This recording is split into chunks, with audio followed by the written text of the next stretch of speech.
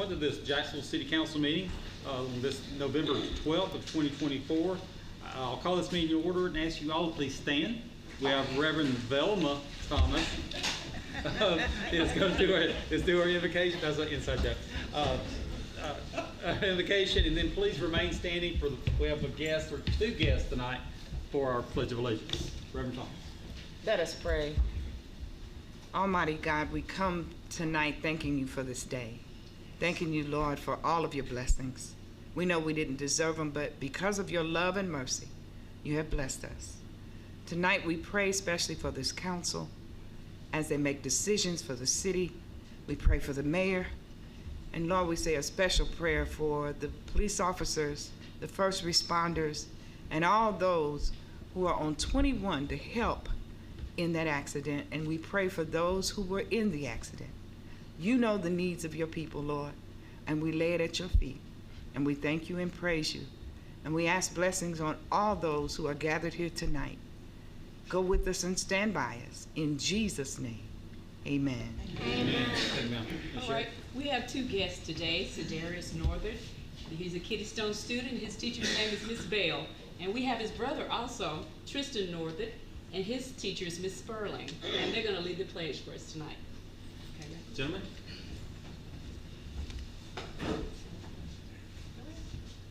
Pledge allegiance to the flag of the United States of America and to the republic for which it stands, one nation, under God, indivisible, with liberty and justice for all.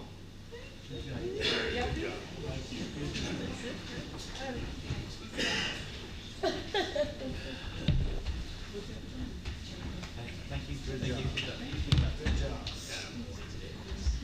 Thank you. Good job. Good job.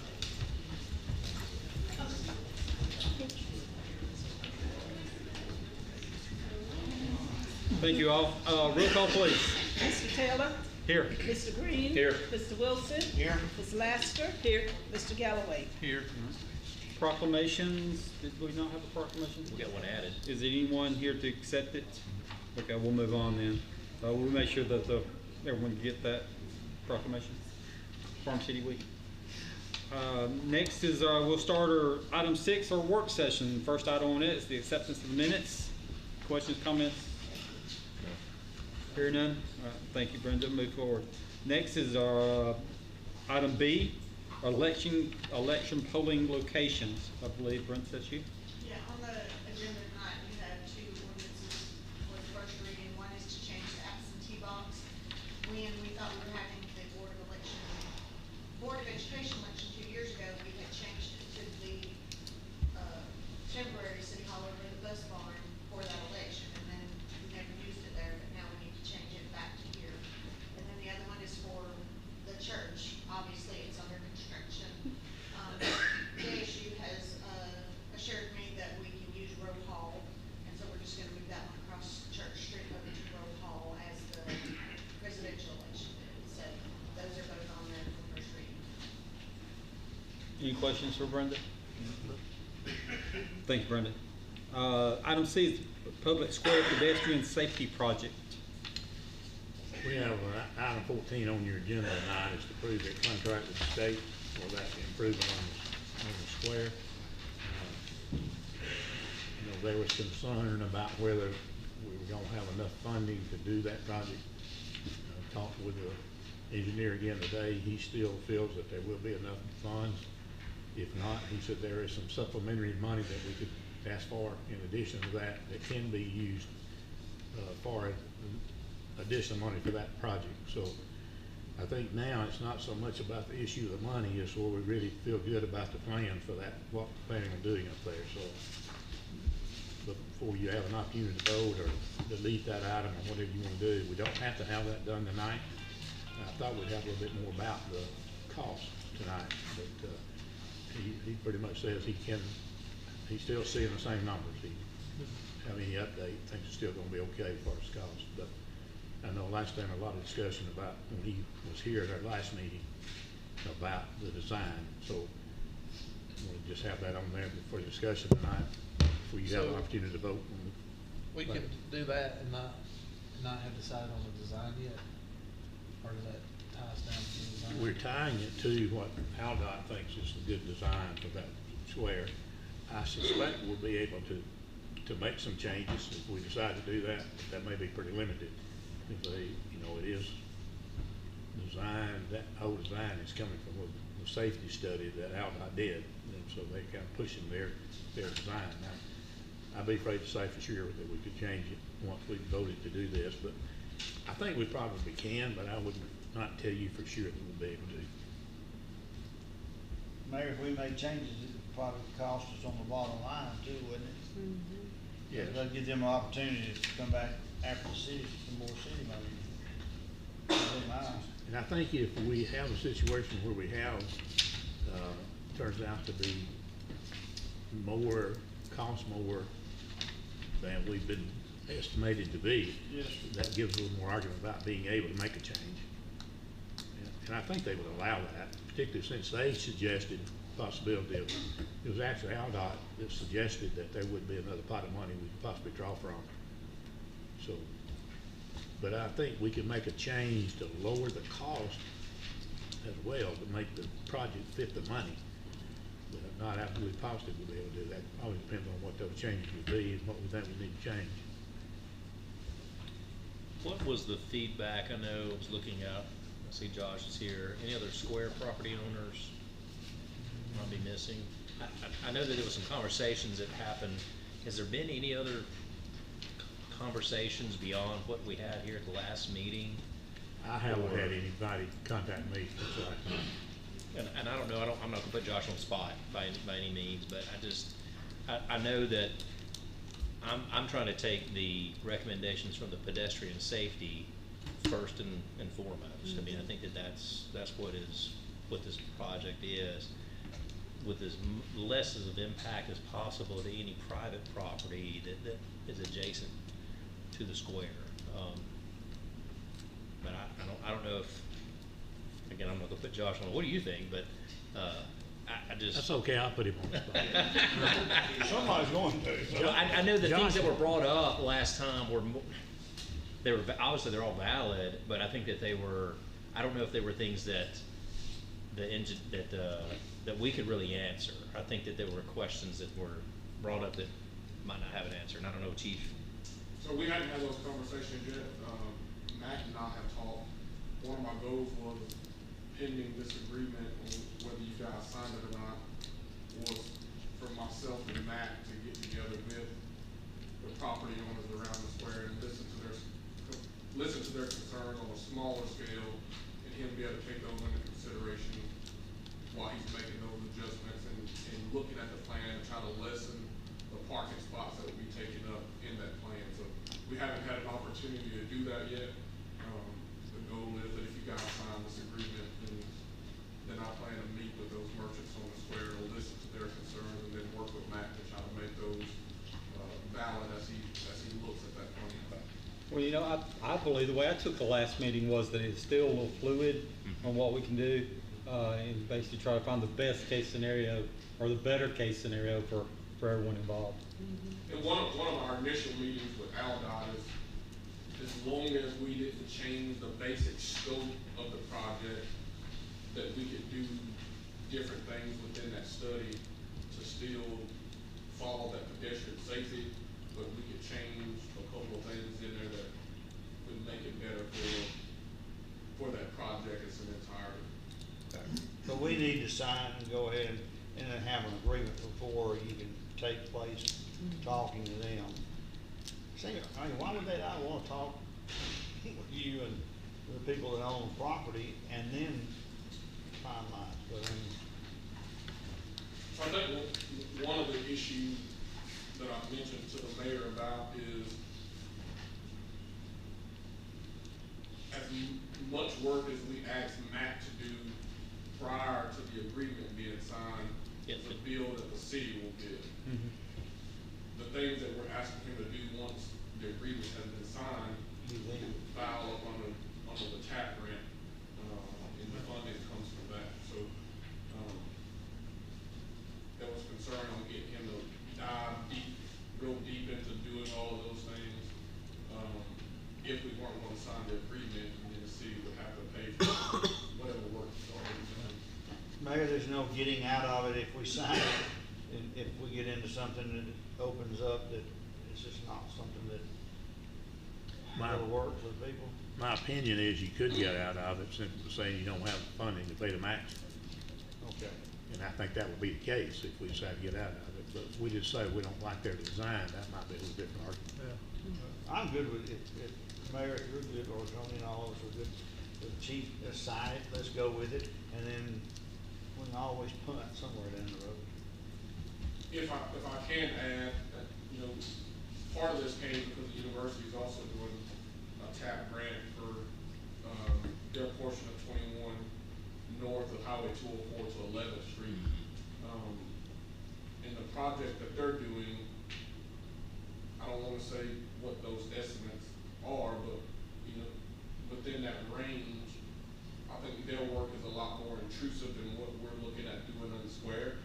And it's right around what we would be looking at on what we've been awarded, just a little bit more.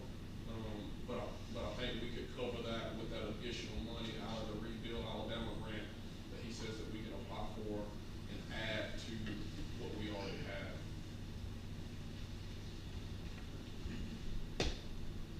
Sherry, you have anything? Chief, will you I'm good. give your thoughts too about what you feel about the plan as far as the traffic flow? If it were to continue the way it is, the way they have it signed now. I think the plan as it sits, if we can make it work with the available funds, I think it's a good plan. Depending on your opinion on if we take away the parking spots closest to the square on either side, those 6 parking spots, or not do that. I think just, or if you don't put the concrete dividers in between the parking spot and the highway, I think those are some things that, whether you agree or disagree to put those in, would still stay within the scope of the work for the entire project. But I think whether you add those or take those out could be a major difference in what the cost would be. But, you know, I think you can go either way and still stay within the scope of the project. Yeah, I just know, I mean, Friday night, coming back from the football game, there was some people that were, I think, visiting either your establishment or next door. As people are crossing, I'm in the far right lane traveling north, stop to allow persons to walk. The other traffic kept going. So they kind of just had to stick. And so I wait, and I'm trying to like throw my arm out the window like, hey, y'all stop, there's pedestrians trying to cross here. So I mean, I don't think this plan necessarily addresses drivers, but it's doing the best it can to try to alleviate some. yeah, I mean, I don't know what the answer is. We want people, commerce, we want all of those things that are there, and it's gotta be safe. And other than just stopping traffic. And I was trying to remember, was there gonna be pedestrian control? There'll be a push button. But was that, and I was trying to remember turning around looking. There are 2 sets of beacon lights. That would be one as you enter the square coming northbound.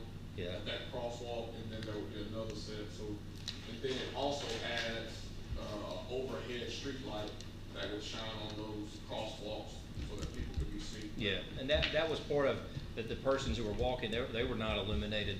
I mean, they're not giving off light. Correct. It's not like Brenda just exuding light.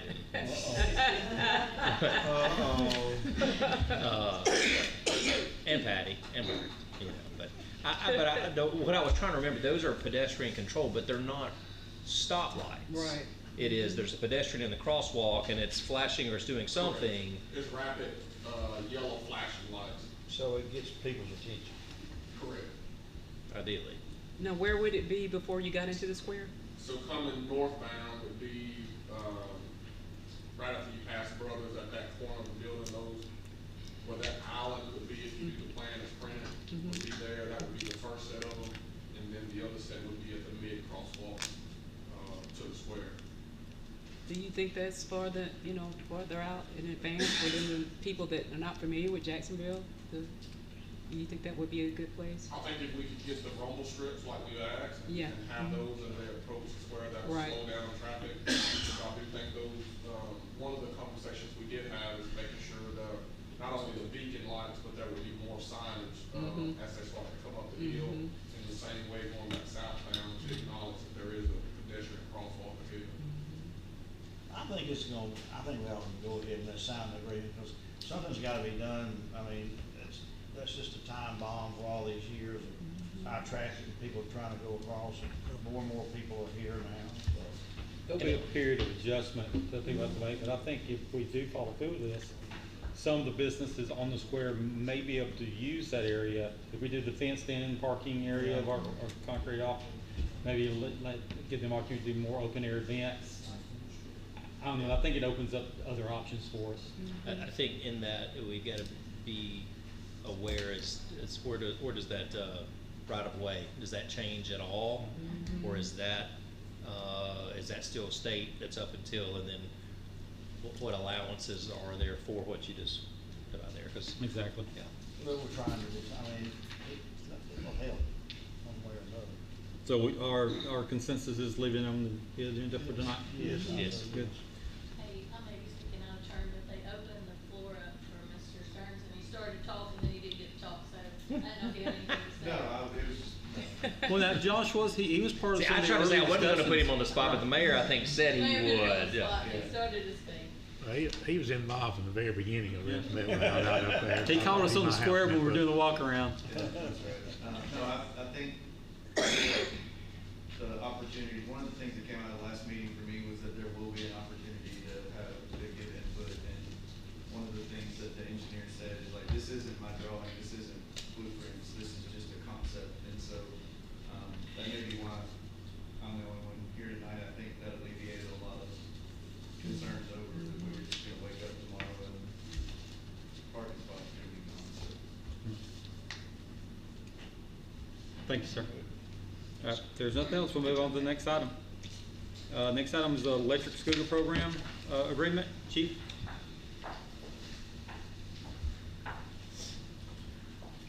All right, so as you probably remember, some months ago, we came to you about an electric scooter program that the university was planning to institute on campus, and then they would be used throughout the city.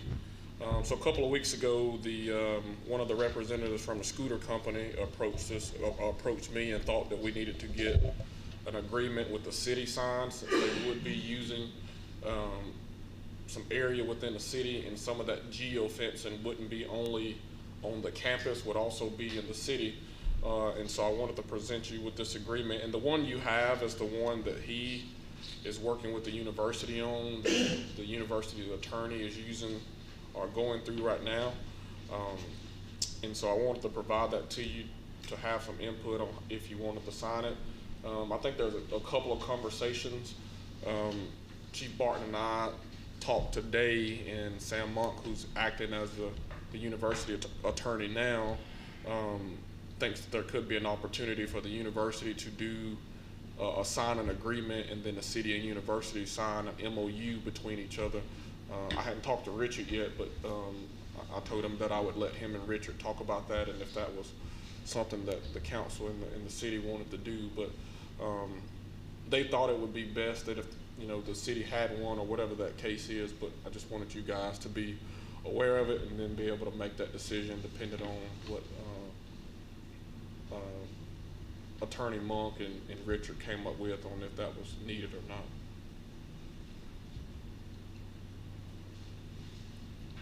Any questions? I mean, it does seem like it would be cleaner if we just had an MOU, because then if there were to be an issue, then if we have an agreement with, is it Spin? Yes. If we have an agreement with them, and then there were to be some issue somewhere, then they still have the issue, they still have the agreement with the university. I mean, it seems, So I think part of that would be is just from my own and just reading, there are some things that I think Mr. Monk has asked them to provide and put in this agreement as it pertains to the university. I'm not sure that the city would have that same opinion on some of those things that are in that agreement. And so I know Richard's looked at it, and Richard has an opinion on some of that stuff as well. This, what they're doing is much more detailed than what we would need to do if we do anything. But Yeah. Judge Monk has a good idea with the memorandum of understanding. I think so. To outline the goal and not have us reading over indemnification clauses. No. Notice requirements and stuff like that. But the university probably needs all of that. Correct. For their purposes. Yeah, I mean, I'll look through that agreement, and there's, I mean, that's would be with, seems to me to be with the entity that is offering it, which is the university. And then we just have a memorandum of understanding and setting up the bounds of what we've discussed. And then if we needed to change anything, we're working with Jack State. We're you know, Correct. we're not having to go back to Bird or Spin. Good to have it all on the table. All on the table. Anything else, Chief, on that? Not that one. Right, Chief, you're up next again. Yes, sir. The mayor and I were having a conversation, and had the idea of wanting to put together an AED project for the city. I think most of you will agree that we don't know when people have medical emergency or where they'll be when that happens. And after kind of taking a survey of the city, not all or if any city buildings have an AED in it. And so we've got some available funds that through the opioid grant that we do that could pay for AEDs. And so I've been in contact with Mr. Bob Yoder from Cardiac Solution, who's here tonight. But we looked at wanting to at least put one AED in every city building in case there is a patron that has a medical emergency or an employee that has a medical emergency, and we at least have that tool to be able to use that, you know, when those minutes or seconds counts, that we can provide that opportunity for either employee or anybody to use an AED on that person and try to help save their life when while we're waiting on the fire department or EMS to get there. Marcus, will there be some type of training? Yes, ma'am. I hadn't talked with Chief Cato about this yet, but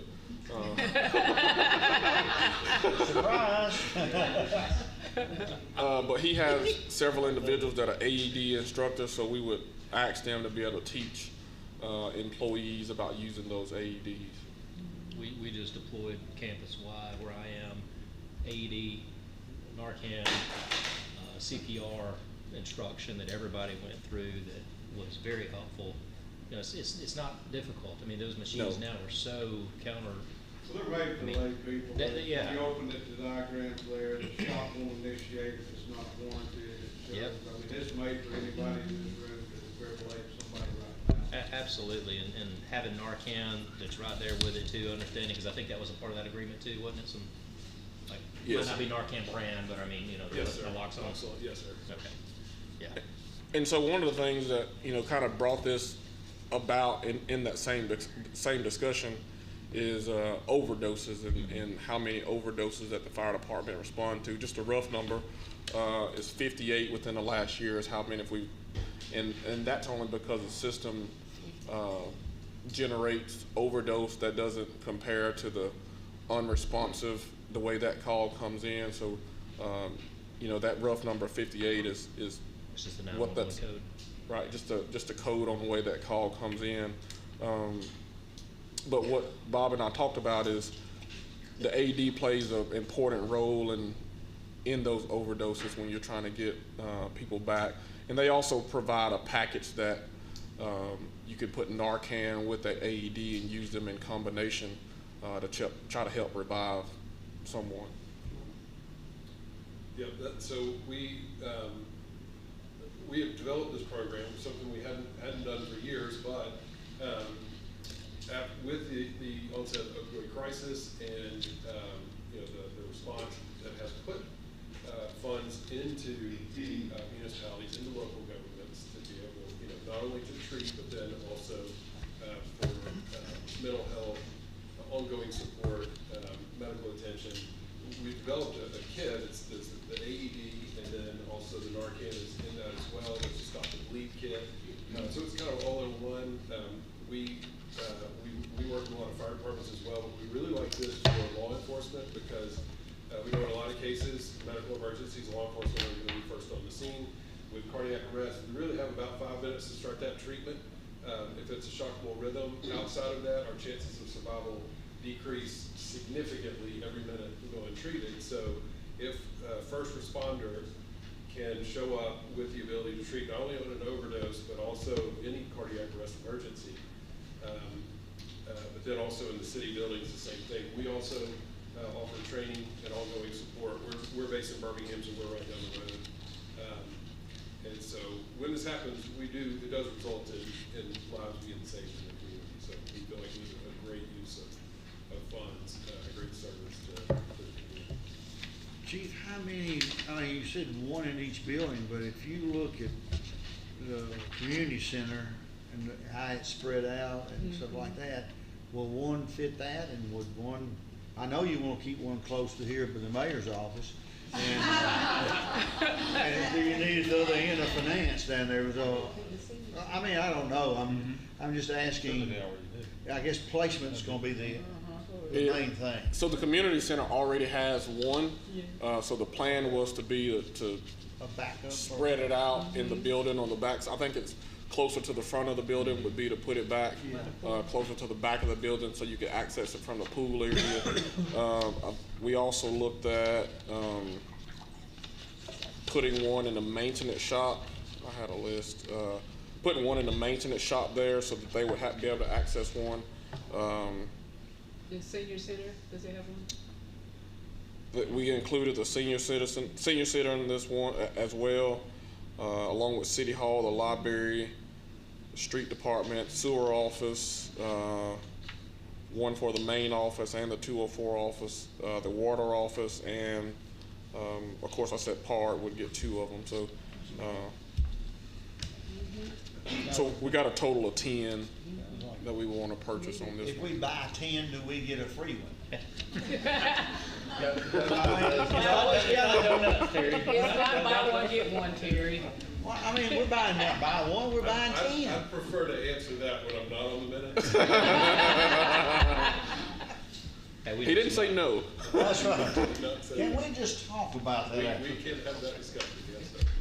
Right now, we've been able to do with the university that, well, but when you make a 911 call from an AED building, 911 prompts the caller at that point to ground floor to lobby, AED's in place to prompt the caller. Because studies have shown, and he can probably tell, a lot of times we have a cardiac arrest patient in the AED building, nobody thought to go get the AED. We do register all AEDs with local fire and EMS, 911 call center. We have a program also. When you add AEDs, it also creates a chore for somebody. Somebody has to check them. Typically, it's going to be the fire department having to go around. We do offer a service as well. Chief has information on this, where we can monitor it every single day and report every single day to show that the AED is in good working order. We will find out before you guys if it's not. You're required to do it once a month. Issue is if that's the first day of the month and then on the 12th we have an emergency and the battery has died in the meantime, then we have an issue. So we'll check it every day. We actually take pictures of the readiness indicator twice a day inside the cabinet.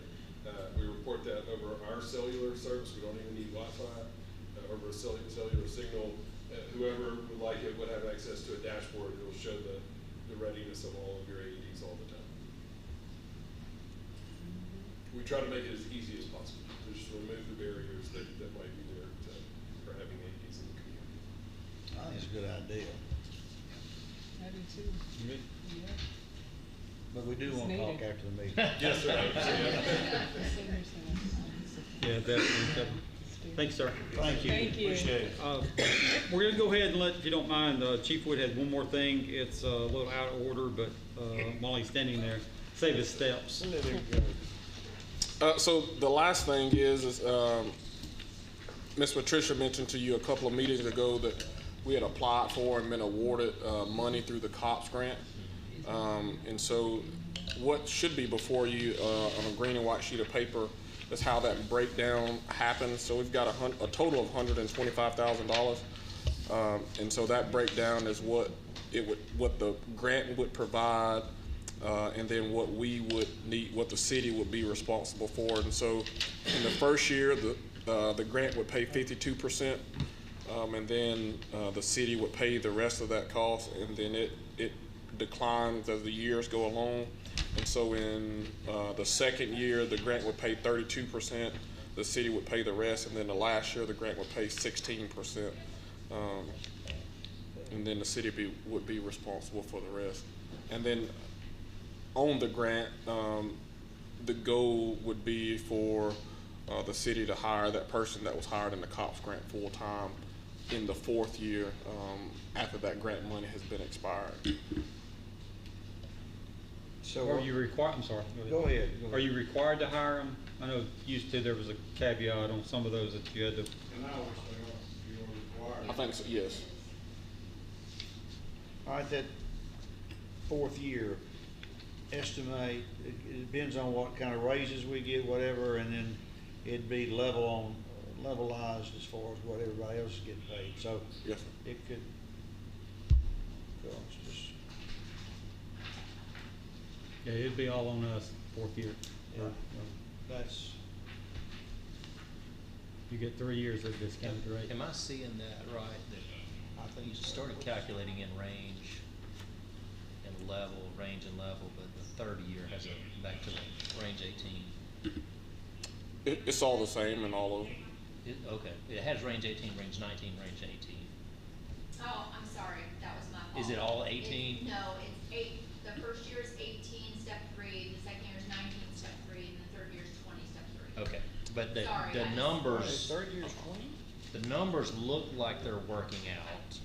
Yes, the numbers are right, I just missed Okay, that that's, spot. yeah, okay. I didn't have my Joy's quick reference guide in front of me here to check the numbers on the rate. Yes, I thought the rate actually was checking used it out. from her guide. Gotcha. So there's so the range won't change, it'll be the step that changes. Step, right. Yeah, the range would stay at 18 and the step would change from 3 to 4 to 5. Mm-hmm. Would this be for one of your hires tonight? No, So it'd be a new position? correct.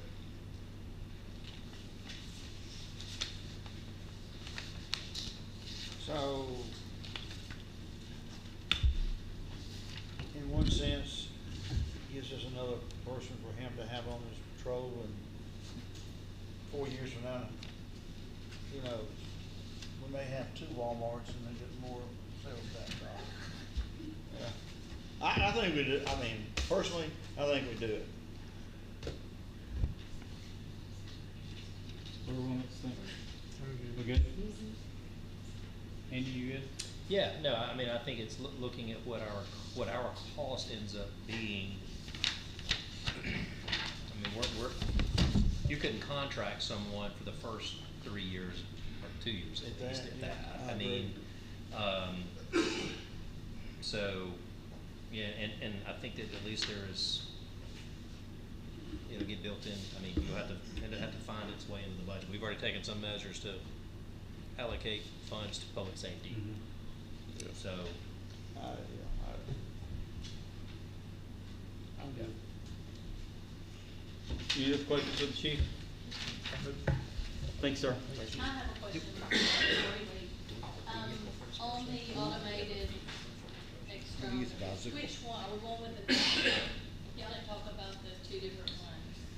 You kinda talked about them because the. well, I saw those 2 different proposals in The it, 40,000, right? that's what he was talking about, right, Correct. where it monitors. Yeah, so we did, he submitted 2 different quotes.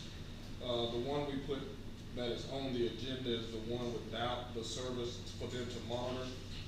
If you decide to do the second option where they do monitor them, there's a second quote, for $40,000 that we didn't put on. We put the lesser option on the agenda. But we do think that there's some of that opioid money that is it available, or is that already coming off of some of this? Is that, am I? These are being paid for by the opioid Settlement. Yes. Okay. And it looks like we're getting some more Kroger, or no, with, yeah. Somewhere. State of Alabama's getting, Yes, the state of Alabama is getting more money. yes. I don't remember how much. I don't either, but we, because we've already received it, we have priority to get additional funds. Okay, good. So I guess the question is, are we doing the monitoring or not? I think that's negotiable after the meeting, isn't it? I mean, you can check them daily yourself, but at times, who you gonna dedicate to do that daily? Good Lord, not you, Terry. Why? His name police officer. I'm responsible. Yeah, I still go with the option one. Yeah, I think so, and also realizing that that might become a, just, it is part of the, something that's done in the building. It's part of the ownership of the. Yeah, I mean, it's just, So then I think that would. Sure, whatever the minimum. option one. The one that's on the agenda, I think. Is it? I think, yeah. Yeah, that's the one that's on the agenda. Are we all good with that one? yeah. Make sure, I can't see Cody. Well, good. Next on the agenda is the Waterworks Gas Sewer Board job description amendments, Didn't see Mike. but I don't see Michael. I don't know what's happened with Michael. I'll try to explain those if you have questions. Michael's supposed to be here, so if you want to just leave those off for another meeting, we can do that too. But there's very slight changes in all those job descriptions, and it's all related to the employee being able to physically do the job. If you look at the very first one there, they're all similar to that. The wastewater 3, water operator 2. If you look on the second page, you should be able to see that it's underlined or highlighted or something in your computer. On that second page, it says it's changing, must be able to lift, it was 15 pounds, changing that to 25 pounds. And then it's a paragraph there explaining, being able to lift certain heights, do that kind of thing. And they're all very similar to that, and that's the only change, no changes in range or anything like that. It's all about the ability of that person to do the job. If you look at a couple of 3 others though, you'll see just the same kind of verbiage in all of them. Do we need Michael, or do we want to go ahead and move forward with that? Mayor, what's your thought process, Mayor? Well, since it's just those simple changes, it's something we need to do, I think. So, I don't know what else Michael could say about it, except they've seen it an issue. One thing Michael was concerned about in a workers' comp, accident or incident, whatever, when they send them to the work comp doctor for him to release them back, we have to show a job description of, what all they gotta be able to do. So that doctor can look at that and fully release them or not. And that's not on there right now. You see what I'm saying? Those physical requirements that he wants to add, the doctor needs to know those if he, so he will know whether to release that patient fully or not. That's something we gotta, Mayor feels like this is an improvement to what we need to do. then. Okay, we're moving forward with Yeah, it. I am too. Yeah, let's just go. All right, we good with that? Yes, sir. Sherry, you? I'm good. Cody, good? Good. All right, next item is the Christmas parade. Who, what? I think basically you should have got a sheet from Reed Edwards, kind of explaining rules and regulations about the parade. But the main thing is she needs information about how you're traveling in the parade. So Very careful. be very careful with what you want. Oh. We'll talk about training. She needs, usually she needs the amount of vehicles that we're gonna have. We'll just have one vehicle. We'll have with a trailer. mayor's vehicle, and then, Jason, pull us, and I guess we're going to try to purchase, get our own trailer to have. The chiefs have graciously said they would store it, make sure it gets exercised on a regular basis. So, Are we gonna get one of this heated? huh? Get a trailer that's Okay, all right. What one is cooking? I mentioned about putting a bench seat in there. Can't we just haul the latrine and put him in there? Hey, I can throw them out the back of the door. I think the main question here was, how many vehicles y'all, you back just one vehicle? Yeah, one vehicle. One for us, one for you. So it'd be total two. The Gotcha. truck and a trailer and a car. Yeah. You know, we have a quorum And it on won't that be trailer. cold or is until that night, and it will be 10 degrees. Brenda will outside. tell us if we can. If we had a quorum on that trailer. Are y'all gonna put benches on there? As long as you're throwing candy. That's right. But no hay. No voting. Your elbow hurts the next day if you throw a lot of candy. All right, anything else on the Christmas spread? All right, next item is item H, the bus barn discussion. Mayor, I believe that's you. And we've discussed the possibility of leasing that building to Forestry Service. They are interested in it very much. They'd like to move in there as quickly as possible. And they have come back with an offer of $1,200 a month with a year lease. We have a good bit of stuff in that building we need to get out, but I think we can do that pretty rapidly and be able to get a lease from one of these folks. I would recommend doing it. I think it's a good deal for them and us. Have somebody in that building, it makes a nice spot for them. It's nice to have them in town too. Yeah. Mayor, is there, as far as upkeep or anything, I know that'll fall on us. Yeah. Are we looking at maybe cleaning it up or some of the outside to look a little bit better? I mean, I'm not saying wholesale, but. We'll mow the grass. Okay. Grass has been cut. Cut the grass and. I mean, we were using it for City Hall, and I like that it's just a year lease. Yeah. That way we can kind of see what's going on, and I think that'd be lovely, really, for the year. They do have a couple of trucks with a dozer on them. They'll be parking down there at times, maybe a lot of the time, but that should be about it. Shouldn't be a lot of equipment down there. we have asked that they don't clutter it up. I'm good with it. I think it's. All right, Yep. everyone good with that? Now, since that's a building, do we have to have the defibrillator in it too? Or is that their own business? That's their issue. They just gotta call 911. All right, if no more discussion about the bus barn lease, is there any other business come before the work session? Yeah, Tony, I'd like to mention one thing.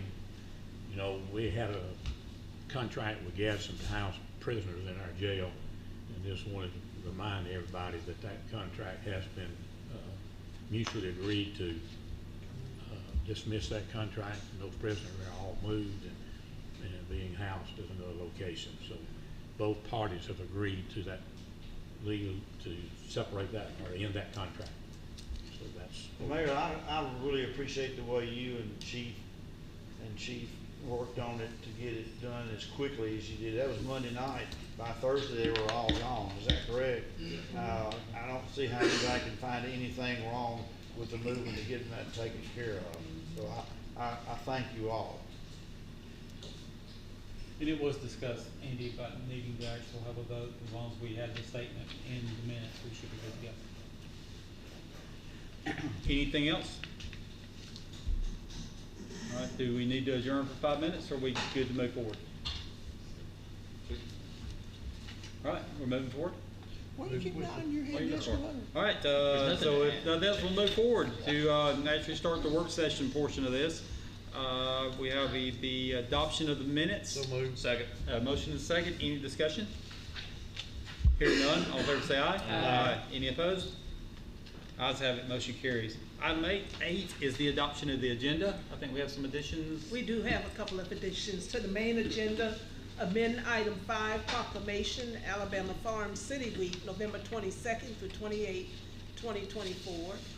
And then also to the main agenda, add item 14A, consideration of resolution number R-2226-25 regarding changes to CDBG LR-CM-PF-22-003, JPWP number 23-114, CDBG sewer project along Church Avenue Southeast, Hatcher Avenue Southeast, and Green Avenue Southeast areas. Is that it? That's it. Thank you, ma'am. Do I have a motion to accept the agenda as amended? So moved. Second. Motion and a second. Any discussion? Hearing none. All in favor say aye. Aye. Any opposed? Ayes have it. Motion carries. Item 9. Item 9 is your opportunity to go to address the council on anything that is currently on the agenda. If you do, just please state your name and address and come to the podium, then make sure you get with our city clerk before you leave. There will be a time at the end of the meeting that you'll have another opportunity to speak on any general item. So any agenda item you'd like to speak on, this will be the time to do so. Seeing no one come forward, we'll move on to item 10. Consideration of ordinance number 0-661-25, amending chapter 24 zoning, article 12, planning commission, division 2 zoning amendments, section 24-771, procedures of the code of ordinances of the city of Jacksonville, received first reading October 28, 2024. All right, we did already have our first reading. Have a motion? So moved. Do I have a second? Have a motion and a second. Any discussion? We get, Josh, you familiar with Cody about what this actually details on this particular? Basically, we've got 9 members on the planning commission board. You have to have 5 for a quorum, but in the old zoning regulations, you had to have 6 votes. So if the numbers didn't match up, especially being that this is a voluntary vote board, you can't guarantee everybody's gonna be there this time of year anyway. So we got it, if you got the majority, a quorum and the majority. Robert's rules basically Robert's rules. is what it boiled down to over something we had in our own ordinance. Thank you. I just want to make it clear. Yeah. Thank you. Thank you. Any other discussion? Hearing none. All in favor say aye. Aye. Any opposed? Ayes have it. Motion carries. Item 11.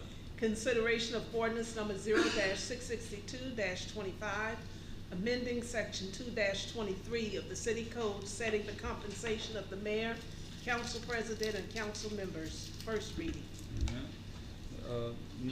No duty to take there because it's first reading, so we'll move on to item 12. Consideration of ordinance number 0-663-25 to establish the official location of absentee box. First reading. First reading also, so we'll move on to item 13. Consideration of ordinance number 0-664-25 to establish the official voting location of beat number 1, box 4. First reading. Thank you, ma'am. Move on to item 14. Consideration of resolution number R-2223-25 regarding agreement with the state of Alabama preliminary engineering and construction agreement for project number TAPSU-TA25912, CPMS reference number 100079552, pedestrian safety improvements along Sub-Road 21 at the Public Square E and Public Square West from Dyer Street to Drayton Street. So moved. Second. Have a motion in 2 seconds. Any discussion? Hearing none. All in favor say aye. Aye. Any opposed? Ayes have it. Motion carries. Item 14A. Consideration of resolution number R-2226-25 regarding changes to CDBG LR-CM-PF-22-003, JPWP number 23-114, CDBG sewer project along Church Avenue Southeast, Hatcher Avenue Southeast, and Green Avenue Southeast areas. So moved. Second. Motion in 2 seconds. Yeah. Okay. So resolution number R-2226-25, changes to CDBG LR-CM-PF-22-003, JPWP number 23-114, CDBG sewer project along Church Avenue Southeast, Hatcher Avenue Southeast, and Green Avenue Southeast areas. Whereas the City of Jacksonville Waterworks Gas and Sewer Board was awarded a grant for JPWP 23-114 CDB Sewer Project LR-CM-PF-22-003 along Church Avenue Southeast, Hatcher Avenue Southeast, and Green Avenue Southeast areas. And whereas costs for the project exceeded the amount of the original budget of $603,160, including a local match of $103,160. And whereas a public hearing was held on Monday, October 28, 2024, to discuss the proposed budget amendment, now therefore be it resolved that the project budget for JPWP number 23-114, CDBG LR-CM-PF-22-003, sewer project along Church Avenue Southeast, Hatcher Avenue Southeast, and Green Avenue Southeast areas be amended to reflect the total project cost of $786,882.05, including a local match of $286,882.05. Passed and adopted this is the 12th day of November 2024, signed by the council president, the council members, approved by the mayor, and attested by Brenda Long, our city clerk. Kind of still so moving. Thank you, ma'am, with all your dashes too. Yes. So I have a motion now, do I have a second? So moved. Motion second, any discussion? Just thank you, Brenda, for keeping us on point there. All right, hearing no further discussion, all in favor say aye. Aye. Any opposed? Ayes have it, motion carries. Item 15. Consider action to authorize the mayor to sign the best management practices plan for the Jacksonville Piedmont landfill as prepared by TTL Incorporated per the attached. So moved. A motion and a second, any discussion? Hearing none, all in favor say aye. Aye. Any opposed? Ayes have it, motion carries. Item 16. Consider action to authorize the mayor to sign the master contract for public safety services with Alabama Power Company per the attached. So moved. Have a motion? Second. And a second, any discussion? Hearing none, all in favor say aye. Aye. Any opposed? Ayes have it, motion carries. Item 17. Consider action to approve the amendments of the following job descriptions and place the current employees in the amended job descriptions. A is wastewater operator 3, water operator 2, range 15, Chuck Simmons and Bobby Hunt. Item B is wastewater operator 3, water operator 2, trainee, range 10, Matthew Bramlett and Eric Edgeworth. Item C is lead utility equipment operator, range 15, Josh Palmer. Item D, utility equipment operator, range 13, Aaron Berquist, Charles Campbell, Jesse McKnight, and Thomas Thompson. Item E, utility office field technician, range 11, Seth Mashborn Goodwin, and Jason Prater. And item F, utility maintenance assistant, range 10, Joseph Hunt and Hunter Sparks. So moved. Second. Motion is second, any discussion? Tony, I should have mentioned when we were talking about these job descriptions earlier, that all these folks are already in these positions, but we had to rename them just because of the change. There's no range change, no pay change, any of that, but just putting those people right back in their same positions with that requirement they can live to do whatever's required for that job. Thank you, Mayor. Any other discussion? Hearing none, all in favor say aye. Aye. Any opposed? Ayes have it, motion carries. Item 18. Consider action to approve the employment of the following. A is Sheila Renee Nelson, police officer, range 18, effective upon compliance with ordinance number 273. It's a new position. Item B is Taryn McClellan Irvin, police officer, range 18, effective upon compliance with ordinance number 273. Again, a new position. Item C is Kimberly Ann Copland, full-time corrections officer, range 9, effective upon compliance with ordinance number 273 due to the transfer of Andrew Tinker to police officer. And item D is Daniel James Price, full-time correction officer, range 9, effective upon compliance with ordinance number 273 due to the resignation of Joshua Goodman. So moved. Second. Motion is second, any discussion? Hearing none, all in favor say aye. Aye. Any opposed? Ayes have it, motion carries. Item 19. Consider action to approve the transfer of the following. Andrew David Tinker, police officer, range 18, effective November 13, 2024, due to the resignation of Dalton Kreider, Mr. Tinker is currently a corrections officer. So moved. Second. Motion and second, any discussion? Hearing none, all in favor say aye. Aye. Any opposed? Ayes have it, motion carries.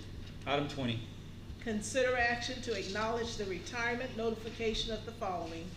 Chris Patterson, Water, Gas, and Sewer Manager, effective December 1, 2024. So moved. Second. no, I wasn't even gonna call for a second, never mind. Okay, you have a motion and a second, Can I any make a motion discussion? to take this off? Yeah, I don't think it would matter. I think, so I have a motion and a second, any discussion? I don't want to acknowledge it. But I know Chris isn't here, but,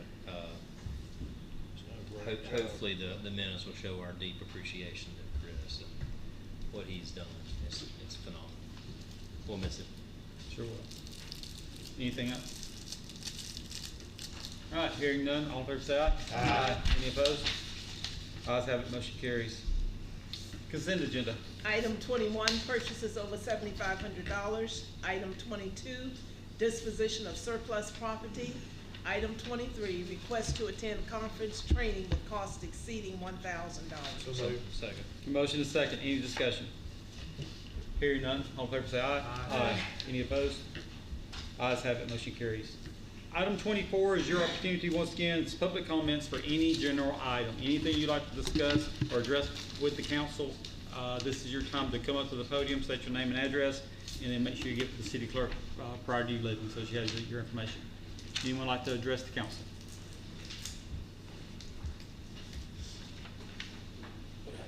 Good evening. How y'all doing? Doing well, sir. How are you? Good. My name is Luke Jackson III. I currently live at 1717 Louise Drive Southeast.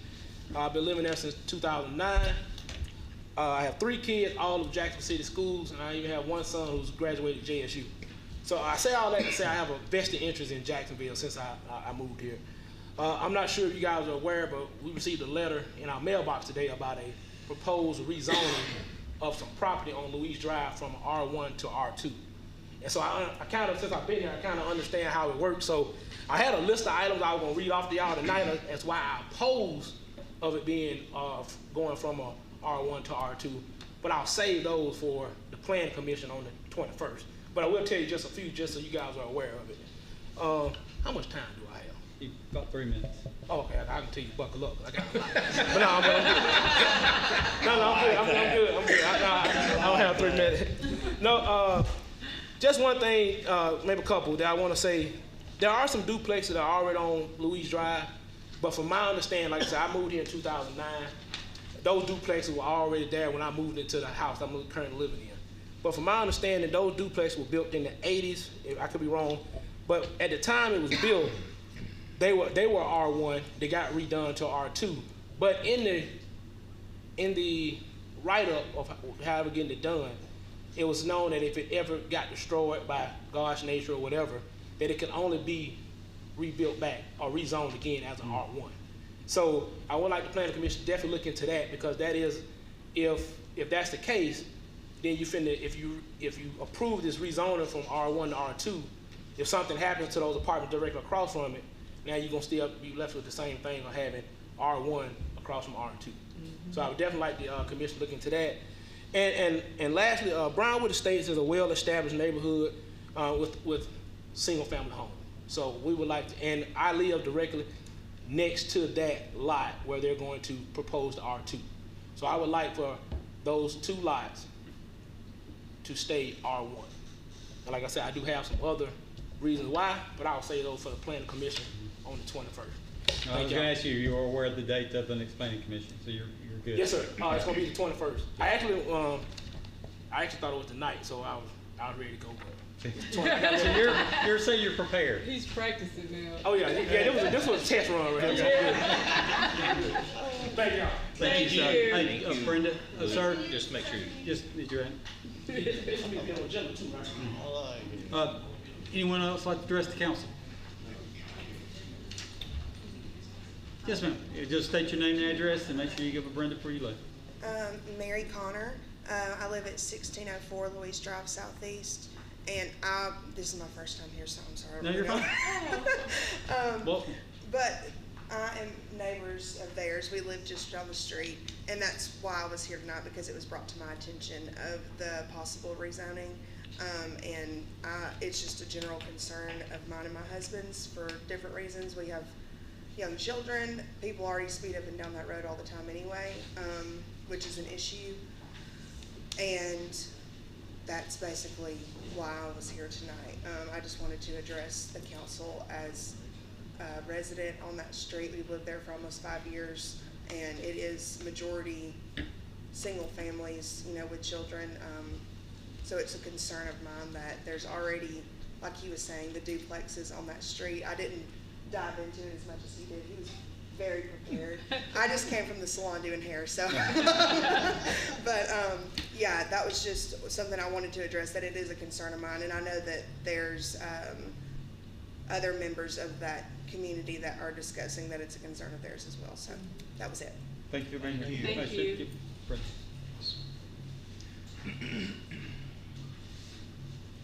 Evening, sir. I'm Bob Crossley, and I also live in the Brownwood subdivision at 1511 Louise Drive. I have lived there since 1997, and I am very much against having another duplex built across the street from duplexes that's already existing. I understand that those original one belonged to our ex-city lawyer, Grant Parrish, who has now sold those to someone else. But we don't need another duplex, because we just don't have room on that street for duplexes on this side and duplexes on this side.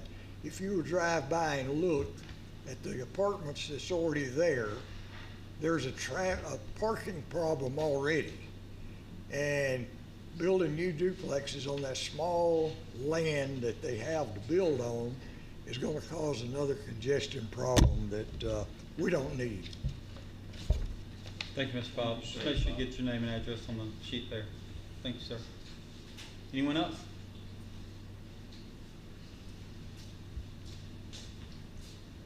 I'm Kenny Burrell. I live at 1710 Louise Drive. If y'all go down Louise Drive, I'm the one that's got all the grass that has to be cut, so that's my place.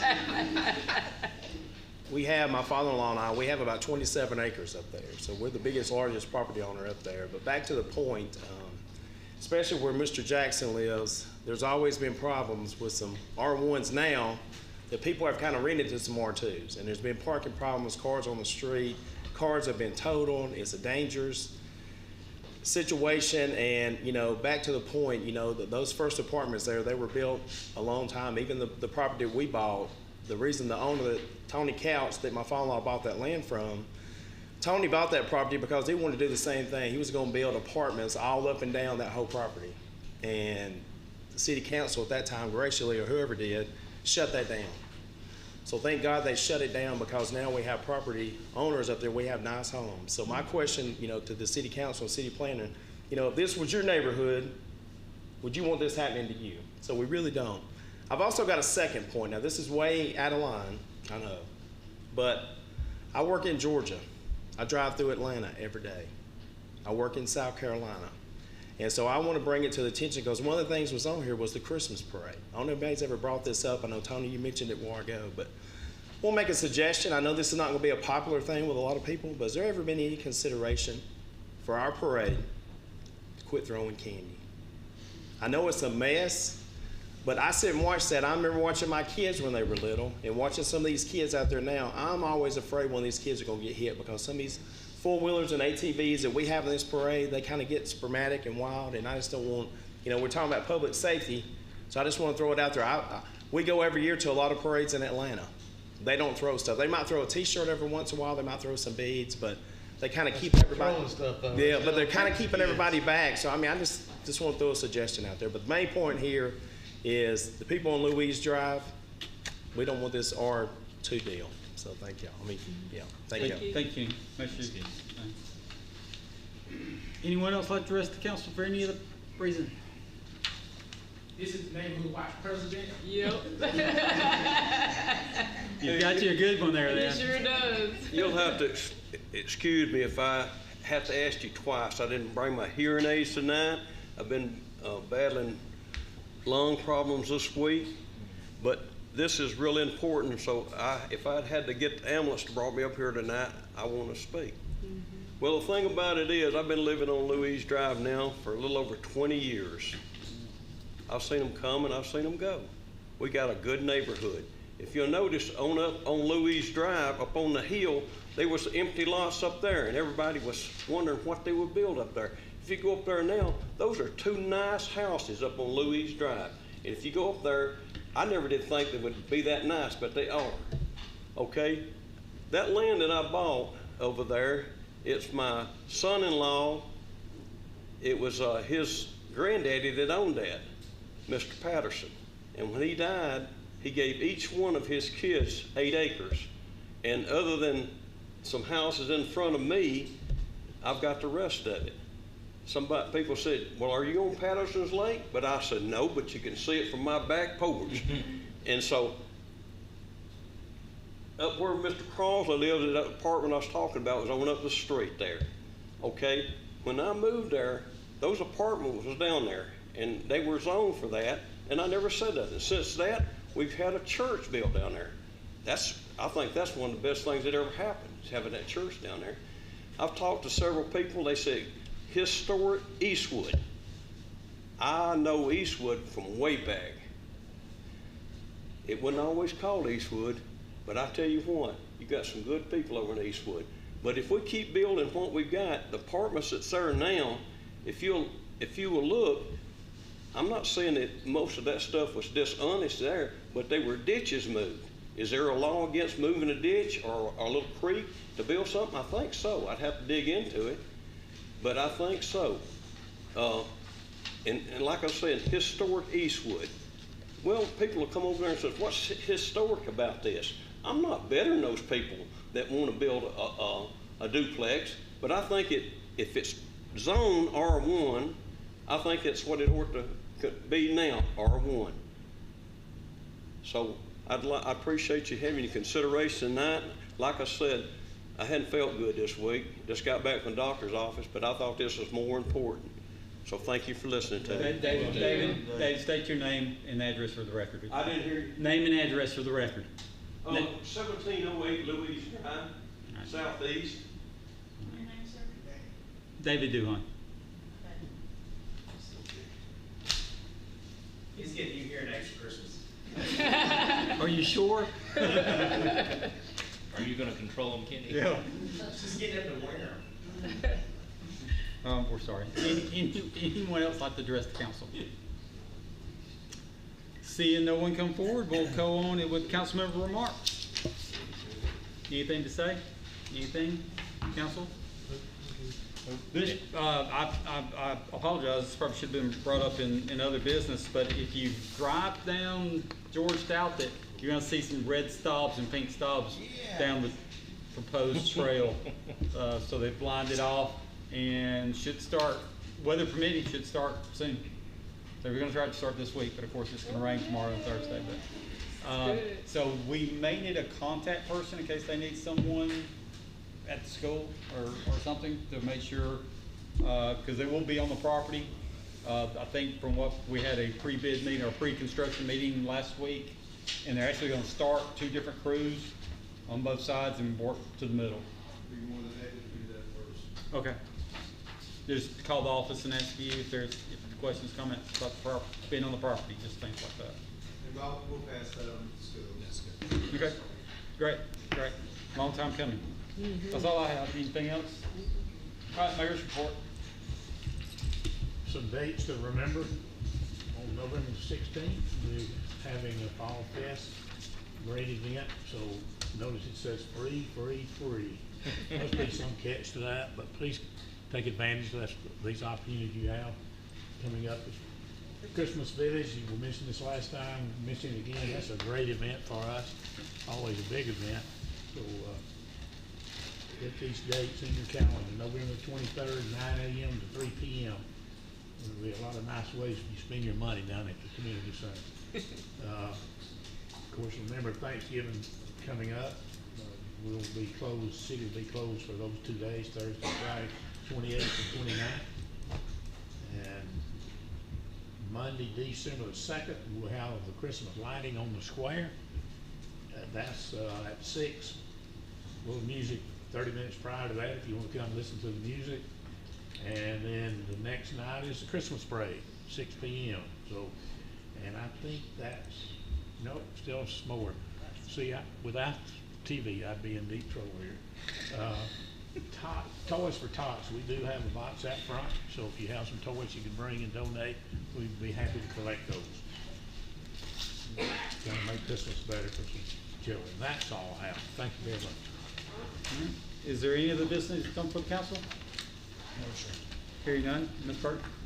Consider action to adjourn into an executive session under the provisions of the Code of Alabama, Section 36-25A-786, to discuss the consideration the governmental body is willing to offer or accept for the purchase, sale, exchange, lease, or market value of real property.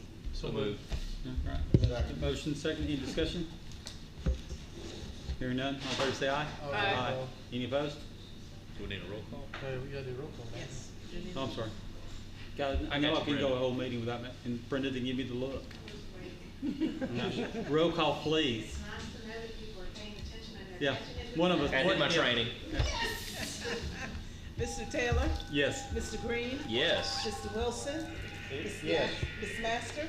Yes. Mr. Galloway? Yes. Thank you all. We will not be returning. We're going into executive session. Thank you all for being here. Thank you for the group. This is how government works. If you don't come up and say your mind, speak your piece, we don't know how to work. So I appreciate you taking your time and coming out.